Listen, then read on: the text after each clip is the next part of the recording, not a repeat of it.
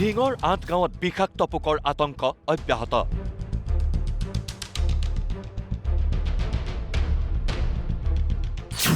বিষাক্ত পোকৰ আক্ৰমণত এজনৰ মৃত্যু, এতিয়াও অসুস্থ অৰ্ধশতাধিক।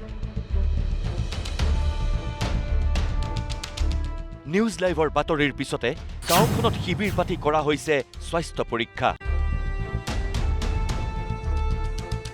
স্ক্ৰাব টাইফাছ বেক্টেৰিয়া বিয়পাৰ সন্দেহ নগাঁও স্বাস্থ্য বিভাগৰ।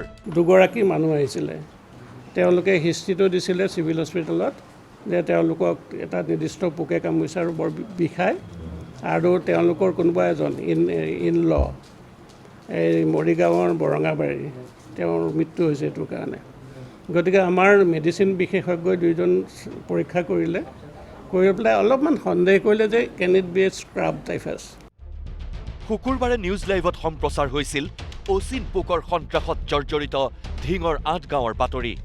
অচিন বিষাক্ত পোকে কামোৰাৰ ফলত মৃত্যু হৈছিল যতীন শইকীয়া নামৰ এজন লোকৰ। অসুস্থ হৈ পৰিছে ৫০ জনৰো অধিক লোক। বিষাক্ত পোকটোৱে কামোৰাৰ ফলত জ্বৰৰ লগতে হয় প্ৰচণ্ড বিষ। নিউজ লাইভৰ বাতৰিৰ পিছতেই তৎপৰ হৈ পৰিছে নগাঁও স্বাস্থ্য বিভাগ। আজি ঢিঙৰ ৮ গাঁও প্ৰগতি পুথিভঁৰালত স্বাস্থ্যকৰ্মীয়ে অনুষ্ঠিত কৰে স্বাস্থ্য শিবিৰ। এই শিবিৰত আক্ৰান্ত লোকসকলৰ স্বাস্থ্য পৰীক্ষা কৰাৰ লগতে সংগ্ৰহ কৰা হৈছে তেজৰ নমুনা। চিকিৎসকে ক'লে, যিসকল বেছিকৈ আক্ৰান্ত তেওঁলোকক উন্নত চিকিৎসাৰ বাবে প্ৰেৰণ কৰা হৈছে নগাঁও IDSP-লৈ।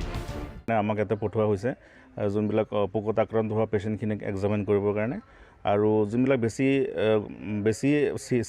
চিভিয়েৰিটিটো যোনটো বেছি পেচেণ্টবিলাকক আমাৰ ৰেফাৰ কৰিব দিয়া হৈছে নগাঁও IDSP-লৈকে বেটাৰ ইভেলুৱেশ্যন এণ্ড মেনেজমেণ্টৰ কাৰণে। তো সেইকাৰণে আজি কেম্পটো দিয়া হৈছে। তো যোনবিলাক পেচেণ্ট আহিব নৰ্মেলি আমি এক্সামিন কৰিম, এক্সামিন কৰাৰ পিছত প্ৰপাৰ ট্ৰিটমেণ্ট দিম, আৰু চিভিয়াৰিটি বেছি থকা পেচেণ্টখিনিক বেছি চিভিয়াৰ পেচেণ্টখিনিক আমি নগাঁও IDSP-লৈকে ৰেফাৰ কৰিবৰ কাৰণে হেৰি কৰা হৈছে। তো আমি সেইমতেহে আমি হেৰি কৰিম। নগাঁও স্বাস্থ্য বিভাগৰ সন্দেহ এয়া স্ক্ৰাব টাইফাছ বেক্টেৰিয়া।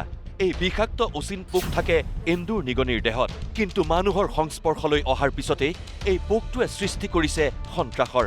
মন্তব্য নগাঁও স্বাস্থ্য বিভাগৰ যুটীয়া সঞ্চালকৰ। স্ক্ৰাব টাইফাছটো হ'ল এটা মানে ৰিকেটছিয়েল ডিজিজ বুলি কওঁ, চুচু কামুচি বুলি এটা সৰু আপোনাৰ চিকৰা বুলিলে যিটো কয় তাতকৈ মানে একেবাৰে সৰু আৰু চকুৰে নেদেখি ভালকৈ। গতিকে সি যেতিয়া কামুৰিব সেই বস্তুটো আচলতে এইবিলাক এন্দুৰ নিগনি এইবিলাকত মানে লাগি থাকে, আৰু সেইটো মানুহৰ সংস্পৰ্শত যদি আহে তেতিয়াহ'লে সি যিটো বাইট কৰে, যিটো কামোৰ দিয়ে, সেই কামোৰটোত কিছুমান ইনফেকশ্যন আহে।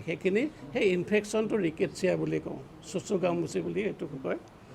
গতিকে সেইটোৱে এটা স্কেব কৰে মানে য'ত কামোৰে লগে লগে ৰঙা হয়, তাৰপিছত এইটো আমি ভেচিকুলেশ্যন হয় বুলি কওঁ, এইটো তাৰমানে এৰাই যায় গৈ পেলাই আৰু ডাৰ্ক হৈ যায়। মানুহে ভাবে যে এইখিনি জেগাতে পোকটো লাগিয়ে আছে। কিন্তু এতিয়াও ঢিঙৰ ৮ গাঁৱত বিয়পি আছে সন্ত্ৰাস। ৮ গাঁৱৰ গাঁওবুঢ়াই ক'লে, এই অচিন পোক নিৰাময়ৰ ক্ষেত্ৰত স্বাস্থ্য বিভাগে পদক্ষেপ ল'ব লাগে। এই পোকটো নিৰাময় কৰাৰ ক্ষেত্ৰতো স্বাস্থ্য বিভাগে এটা তেনেধৰণৰ কিবা ভাইৰাছটো বা পোকটো নিৰাময় কৰিবৰ কাৰণে এটা তেনেধৰণৰ স্প্ৰে জাতীয় কিবা ব্যৱস্থা কৰিব পাৰি নেকি এই অঞ্চলটোত? গতিকে তেনেধৰণৰ এটা পদক্ষেপ ল'লে নিশ্চয় ইয়াৰ উপকৃত হ'ব পৰা যাব। ঢিঙৰ পৰা ৰফিকুল ইছলাম, নিউজ লাইভ।